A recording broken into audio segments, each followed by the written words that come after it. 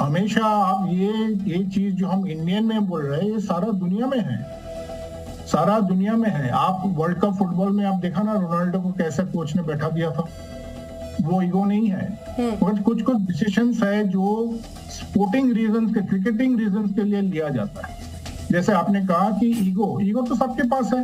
तो सौमित्र, इसमें chief selector का कुछ फायदा होता है क्या? ये जो अगर कैंप में बढ़ जाते हैं तो उसमें उनका रोल क्या रहता है और उनको फायदा क्या मिलता है?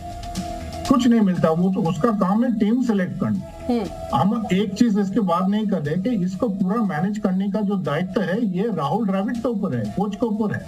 इसलिए राहुल द्रविड़ को कोच चुना जाता है, इसलिए रवि शास्त्री को कोच चुना जाता है, हेड कोच माना जाता है कि ये टीम का मैनेजमेंट तो चीफ सेलेक्टर नहीं कर सकते हैं। टीम मैनेजमेंट सिर्फ हेड कोच कर सकते हैं उसके स्टाफ के साथ।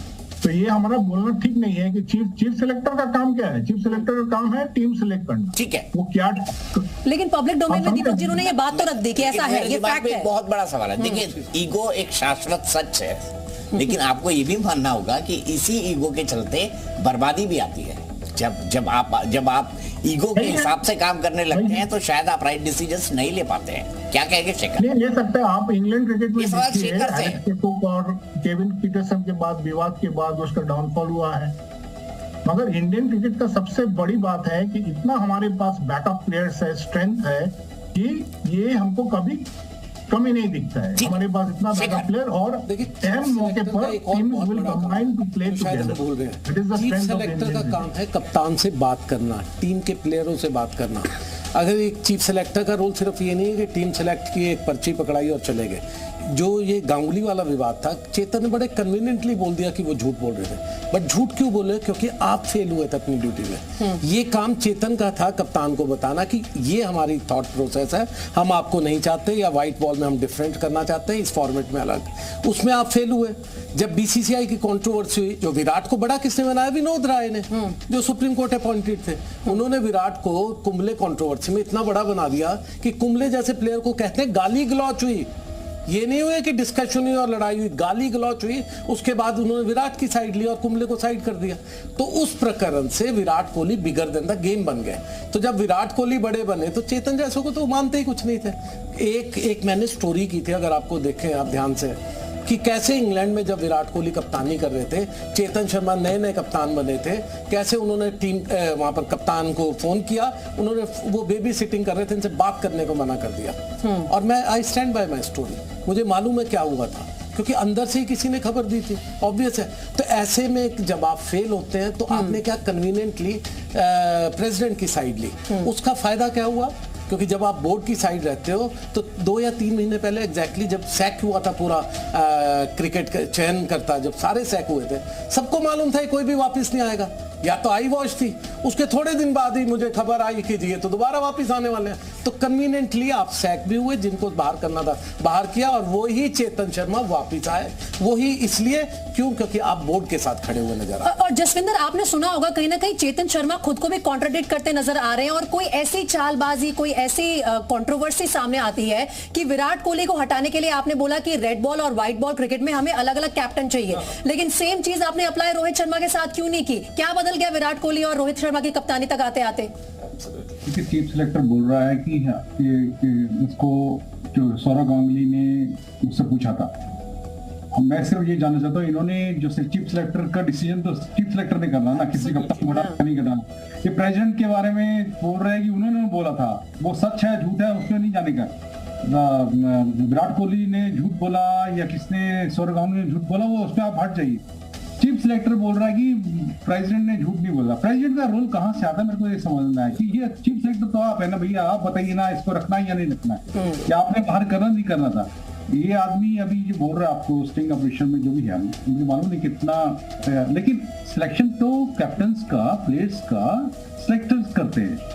सिलेक्टर्स बोल रहा है कि प्रेसिडेंट ने उसको बोला था कि वो कैप्टन रहेगा या नहीं रहेगा। मुझको सिर्फ ये समझना है कि सिलेक्टर प्रेसिडेंट का सिलेक्टर है या प्लेयर का सिलेक्टर है। ठीक है, राहुल प्रेसिडेंट का सिलेक्टर था इसलिए वापस आएगा। आप एक चीज समझिए इस बात। You favour me, I favour you. हाँ, आई फेवर। राहुल, आपका क्या टेक है? क्या आपको लगता है कि जो चेतन ने कहा है सब्सटेंस सबसे पहले दीपक ये याद रखना ज़रूरी है कि one of the first things cricketer जब टीम में आता है वो हल्का सा मीडिया मैनिपुलेशन सीखता है सबसे पहले। पर्टिकुलरली जैसे वो सीनियरिटी बढ़ती जाती है, वो कप्तानी की तरफ बढ़ते हैं, कप्तान बन जाते हैं जब, तो मीडिया को किस तरह हल्का थोड़ा सा हिंट देना, कभी कभी क्वेश्चंस प्लांट करना, ओपिनियन बनाना। अब तो खैर वो जमाना निकल गया क्योंकि सोशल मीडिया आ गया है, तो आप जैसे हमने देखा Virat just jump the queue and spoke directly to the camera saying that ये वो। So in all of this, I think Chetan is trying to project himself as a person who is more important than he actually is. ठीक है, सबसे बड़ी बात मुझे ये लगी। तो प्रीति अब आ जाते हैं आराम के खेल पे। ये आराम का खेल आखिरकार है क्या? क्या आराम इसलिए दिया जाता है कि खिलाड़ी थका हुआ है, या ये एक सोची समझी रणनीति का हिस्सा है? सुनिए चेतन क्या कह रहे हैं इस आराम के बारे में। आराम पॉलिटिक्स क्या है ये भी देखिए।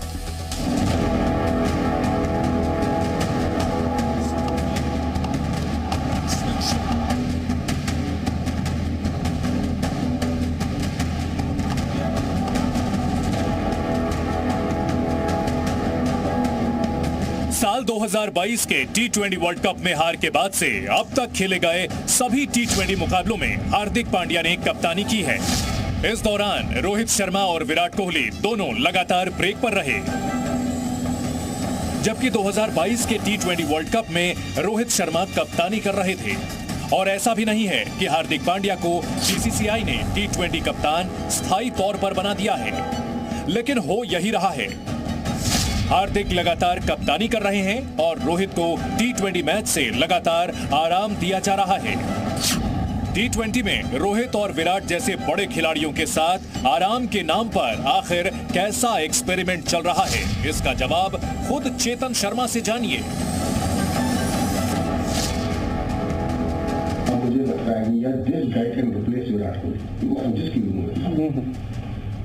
तो ये लड़का बहुत अच्छा है यार, विराट नहीं कर रहा कुछ अच्छा, तो हम ऐसे करते हैं यार विराट को ब्रेक देके इसको खिला के बीच में ट्राई करते हैं। जब हम ये करने जाते हैं, हम 5 सेलेक्टर होते हैं, पहले तो हमें 5 को एक कंसेंसस पे आना, पहले तो वो सबसे बड़ा टफ काम है। तो चेयरमैन को बहुत छापे रोना पड़ता है इसमें।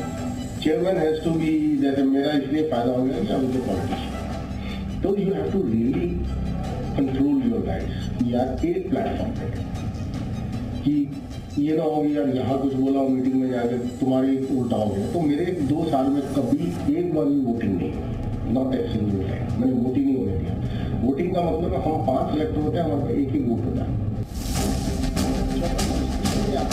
चेतन शर्मा क्रिकेटर के साथ साथ नेता भी रहे हैं और उनके मुताबिक यही नेतागिरी बीसीसीआई में भी उनके काफी काम आ रही है। चयन समिति के चेयरमैन का दावा है, अगर किसी नए खिलाड़ी को किसी बड़े खिलाड़ी की जगह टीम में लाना है तो उस बड़े खिलाड़ी को ब्रेक दे दिया जाता है। मेरी मीटिंग हर वक्त 20 मिनट से ज्यादा चलती है। हम जाते हैं, बैठते हैं 3 घंटे 20 मिनट मीटिंग में कोई डिस्कशन नहीं होता। कैप्टन आता है, बात करता है, उसको पहली में। रोहित मेरा बहुत बच्चों की तरह है, विराट मेरे साथ बहुत अच्छे देखे हैं। रोहित को अपने बच्चे की तरह मानने का दावा करने वाले चेतन शर्मा ने हार्दिक पांड्या को भारतीय क्रिकेट टीम का भविष्य बताया।